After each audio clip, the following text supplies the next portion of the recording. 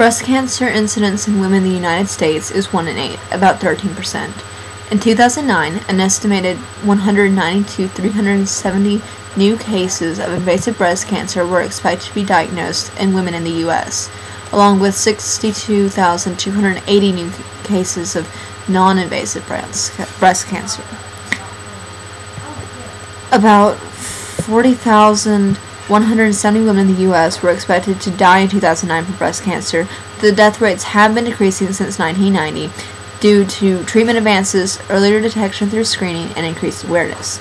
Besides skin cancer, breast cancer is the most commonly diagnosed cancer among U.S. women.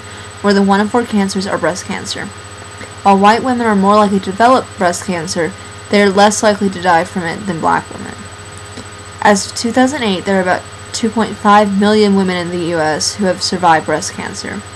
About 90% of breast cancers are due not to heredity, but to genetic abnormalities that happen as a result of the aging process and life in general. Those that are the highest risk are older women, as opposed to young boys and young girls. It's the 7th most common cause for death in America. Breast cancer can be contracted by both men and women of any age, though it's more likely for older women to get it. The more overweight you are, the more at risk you are if you're male. Excluding cancers of the skin, breast cancer is the most common cancer diagnosed among U.S. women, accounting for more than 1 in 4 cancers. Breast cancer is the second leading cause of cancer death in women after lung cancer. 1 out of 8 American women who lives to be 85 years of age will develop breast cancer, at a risk that was once 1 out of 14 in 1960. 2.4 million women living in the U.S. have been diagnosed with and treated for breast cancer. An estimated 40,610 breast cancer deaths are anticipated this year. 40,170 women, 440 men. The greatest risk factor for developing breast cancer is older women. Between 2000 and 2004, 95% of new cases and 97% of breast cancer deaths occurred in women aged 40 or older. The risk of developing breast cancer increases for women whose parent, sibling, or child has the disease. I don't know what to ask. Hi, Ms. Laird. So, with your scientific expertise, please explain to us what cancer is and how it works, please. Okay, cancer is a group of cells that's replicating all the time, out of control, that will usually do a job or take up all the nutrients from the cells around it so that it causes problems in your body wherever the cancer is located. Right, so how do you generally treat cancer? There's 3 options. Surgery if it's not metastasized. Metastasized means that it's spread throughout your body. If it's not metastasized, then usually they can just take out the lump. If it has metastasized, then there's either chemotherapy or radiation. Radiation is nuclear radiation, you're poisoning your cells. Or there's chemotherapy, which is poisoning your cells with chemicals. Either one, they're both bad, they both hurt a lot. Surgery is the best option if you can do it. Symptoms of breast cancer. With breast cancer, yes. A big non-tender lump in your boob, basically. Depends on where the cancer is. Wherever the cancer is, that's what cells are going to be affected, and the cancer cells are going to be like the cells that it's around. Okay. Is this like genetics? Have anything to do with it? Depends. Some are very genetic and some not. What about breast cancer? Breast cancer is about half and half. That's good to know. If you shave your armpits and put on deodorant right after you shave, and there's little cuts in your skin, the deodorant gets in, that can cause cancer too. It's not all genetic. That's exciting. Yeah.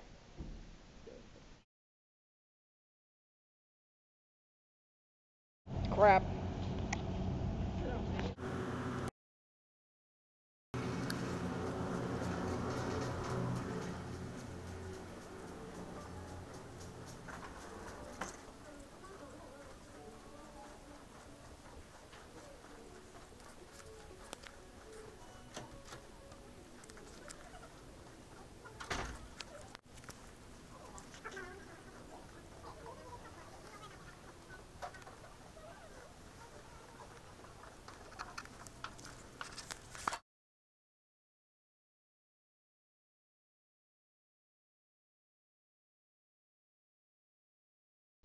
My name is Jennifer. I'm a nurse here in the office, and I do different things like home chemotherapy. I work back here sometimes and give patients chemotherapy. We also have patients that are hematology patients that receive iron products and different things. And for the most part, we do chemo. I also work in the home with a doctor and see patients with him. Pretty much whatever he needs for prescriptions, setting patients up for different appointments, coordinating patient care stuff. And then I also do bone marrow biopsies. Okay. What's your favorite part about working here? The patients. Patients? Definitely, because it's rewarding and just the patients are so appreciative of everything that you do for them. So it's nice. What's your least favorite part about working here? Probably that we're short-staffed. Nice. Do you have like emergencies often, or is that just We have emergencies, every now and then. I can't say there's not, they come and go. Sometimes we can have one every day, or we might not have one for 2 weeks, 3 weeks. So it just so happens that day when we were giving somebody chemotherapy, he had a reaction. Yeah. Like, what kind of reactions are there? Generally when they have reactions to chemo, it's what we call an anaphylactic reaction. So it's where they have difficulty breathing, a drop or a spike in their blood pressure, facial flushing, that type of thing. Where we have to actually stop the medication and give them steroids and Benadryl and usually saline. And maybe we can restart the drug or maybe we can't. Depends. How long do people usually stay on chemo?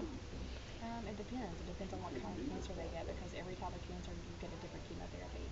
So each cancer is different. Pancreatic cancer is different from breast cancer, is different from colon cancer, is different from lymphoma. So it all depends on what kind of cancer you get. There's different treatments. If you have colon cancer, you generally get treatment every other week, and it generally lasts 6 months. Wow. So if you're breast cancer, they're generally 4 to 6 treatments, and they're generally every 3 to 4 weeks. So, patients with breast cancer, if they get it every, once a month, and it's 4 treatments, it's approximately 4 months long. So it depends on what kind of cancer they have and what kind of drugs they're getting. Okay, thanks.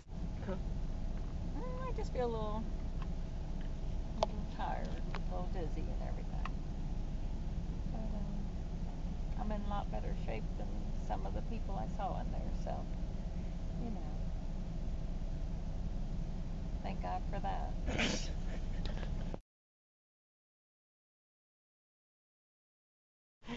Hello. Okay, so tell me about your mom's cancer.